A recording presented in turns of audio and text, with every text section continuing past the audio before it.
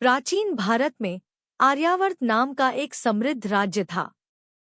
उस राज्य का राजा था राजा विराटसेन। राजा विराटसेन अत्यंत धर्मपरायण, दयालु और दानवीर थे। उनकी प्रजा उन्हें पिता के समान मानती थी। राज्य में कोई भूखा नहीं सोता था, कोई दुखी नहीं रहता था। लेकिन राजा के मन में एक चिंता हमेशा रहती थी। क्या मेरे पुण्य केवल इस जन्म तक सीमित हैं, या ये आत्मा के कल्याण में भी सहायक होंगे? इसी प्रश्न का उत्तर पाने के लिए राजा ने एक दिन राजमहल त्याग कर तपस्या का मार्ग अपनाने का निर्णय लिया। तपोवन की ओर यात्रा। राजा विराटसेन वन की ओर निकल पड़े। मार्ग में उन्होंने देखा कि शीत ऋतु अपने चरम पर थी। ठंडी हवाएं चल रही थी, खेतों में सुनहरी फसल लहलहा रही थी और सूर्य का प्रकाश हल्का सा झुका हुआ प्रतीत हो रहा था। एक ऋषि ने राजा से कहा, राजन, शीघ्र ही सूर्य उत्तरायण होने वाले हैं। यह समय आत्मशुद्धि और दान का होता है। राजा विराटसेन यह सुनकर और भी उत्सुक हो गए। सूर्यदेव का प्रकट होना। मकर संक्रांति से एक रात पहले राजा तपस्या में लीन थे। तभी आकाश से तेज प्रकाश प्रकट हुआ। स्वयं सूर्यदेव प्रकट हुए। सूर्यदेव ने कहा, राजा विराटसेन, तुम्हारे मन में जो प्रश्न है उसका उत्तर मैं स्वयं देने आया हूं। राजा ने दंडवत प्रणाम किया। सूर्यदेव बोले, जो मनुष्य मकर संक्रांति के दिन दान, स्नान और संयम का पालन करता है, उसके छोटे से छोटा कर्म भी महान पुण्य बन जाता है। तिल का महत्व। राजा ने पूछा, हे सूर्यदेव, इस दिन तिल का इतना महत्व क्यों है?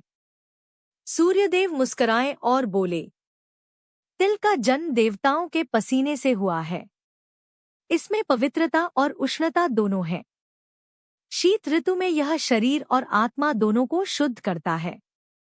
उन्होंने आगे कहा, राजा ने तुरंत अपने पास मौजूद स्वर्ण पात्र में रखे तिल उस ब्राह्मण को दे दिए।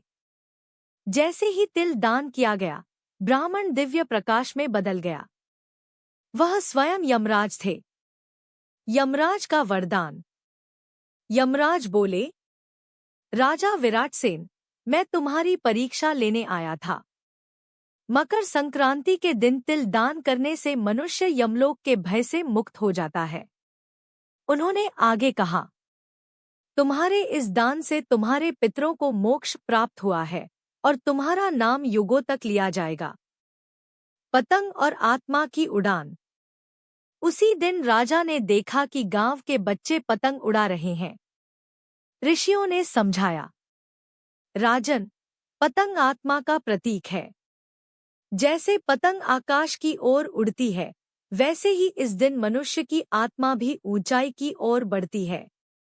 राजा विराटसेन ने भी पहली बार जीवन में पतंग उड़ाई।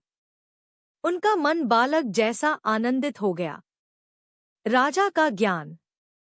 मकर संक्रांति के उस पावन दिन राजा को जीवन का सार समझ में आ गया। दान अहंकार से नहीं, करुणा से होना चाहिए।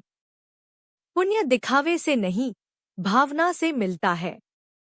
छोटा कर्म भी सही समय पर किया जाए तो अमर हो जाता है।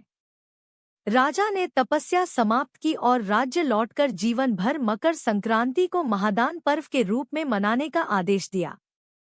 परंपरा का विस्तार। कहते हैं, उसी दिन से तिलगुड़ बांटने की परंपरा शुरू हुई। खिचड़ी का दान शुभ माना गया।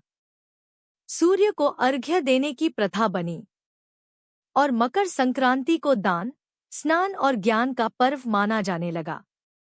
कथा का संदेश। यह कथा हमें सिखाती है कि दान वस्तु से नहीं, भावना से महान बनता है। सही समय पर किया गया छोटा पुण्य भी जीवन बदल देता है।